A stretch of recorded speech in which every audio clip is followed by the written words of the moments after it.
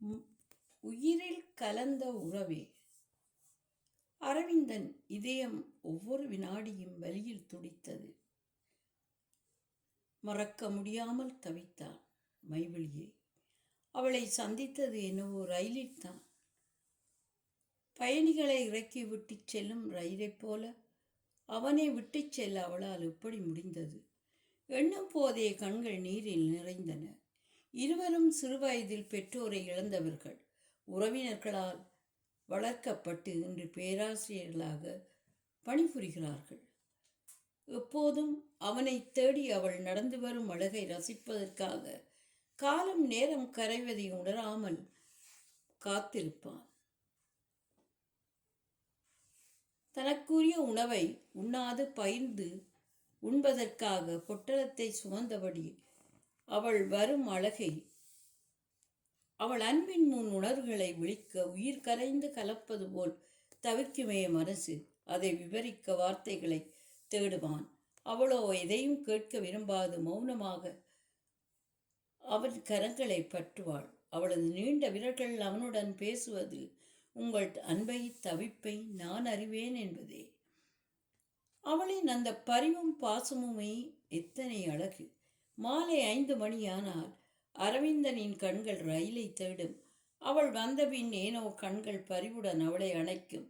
ஒரு நாள் கூட அவன் அவளை தொட்டதில்லை. அனிச்ச மலரை நினைவுறுத்தும் அவளது மென்மை, கொத்தாக மொட்டவிழ்ந்த மலரும் மல்லிகையின் நறுமணம் அவனை சூழ்ந்து மயக்கும். என்னவள் என்ற நினைவு அவனை கர்வமுறச் செய்யும். கணப்பொழுதில் கற்பனைகள் கோடி உள்ளத்தில் வலம் வரும். தினமும் அவள் சென்றபின் ஒரு கவிதை எழுதி பொக்கிஷமாய் தலையணின் கீழ் அடுக்கி வைப்பான். அதை கிளிப்பில் செருகும் போது கூட அவன் உள்ளம் ஏனோ பதறும். ஒரு நாள் மாலை, நீங்கள் காதல் என்ற சொல்லை எப்படி பார்க்கிறீர்கள் என்று கேட்டாள். ஒரு நொடி திடுக்கிட்டான் அரவிந்தன். திடீரென இந்த கேள்வி அவசியமா? இன்றைய உலகில் எதிர்பார்ப்புகளை கடந்த காதலையே நான் விரும்புகிறேன். அதன் முழு வடிவமாக ஒரு உயிரை நேசிக்கிறேன். அப்படியா?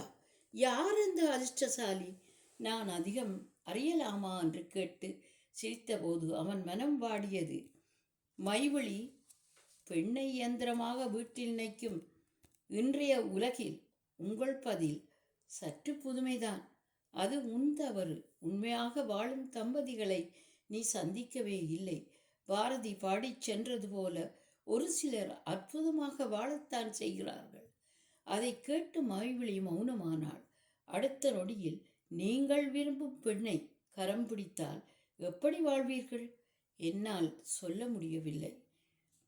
மலரை போல் பார்த்து கொள்வேன். வலியோ வேதனையோ எட்டி பார்க்க விடமாட்டேன் என்றதும் கலகலகென சிரித்தாள்.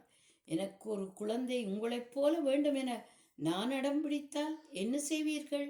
அதற்கும் வழியுண்டு என்றதும் கவிஞருக்கு கற்பனை சற்று அதிகம்தான் என்று சிரித்தபடி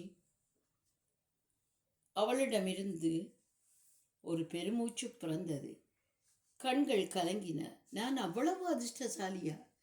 கண்டிப்பாக, மாற்றமேதும் இல்லை என்று சிரிக்க அவளும் சேர்ந்து சிரித்தாள்.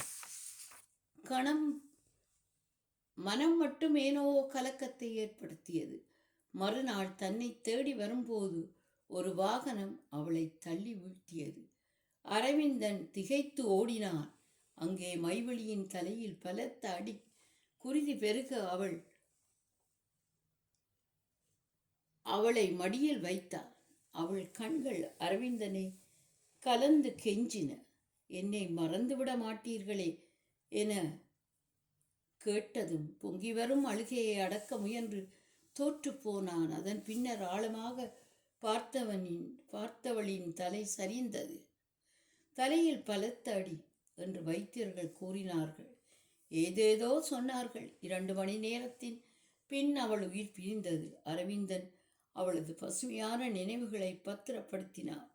செயலிழந்த பின்னும் பித்து பிடித்தவன் போல் திரியும் அவனை கல்லூரி நண்பன் ராம்மோகன் கண்டு தேற்றி பழைய அரவிந்தனாக மாற்றினான். அவனது பெருமுயற்சியில் ஆறுதல் வார்த்தைகளில் மீண்டு வந்தவன் கவிதை எழுதுவதை நிறுத்தினான். பேச்சாளனாக மாறி மக்களின் அன்பை தேடினான்.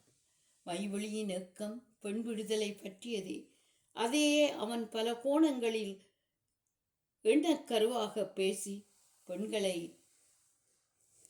நிறைத்தான். அதில் மயங்கியவர்களில் மானசாவும் ஒருத்தி. அவளை பலமுறை முயற்சித்து அன்பை பெற முடியவில்லை. அவளுக்கு எங்கே தெரிய போகின்றது? அவன் உள்ளத்தில் மைவிழி சிரித்து கொண்டு அவனை இயக்கும் சக்தியாக மாறியதை. அவள் நினைவுகள் உயிரற்றவைதான், ஆனால்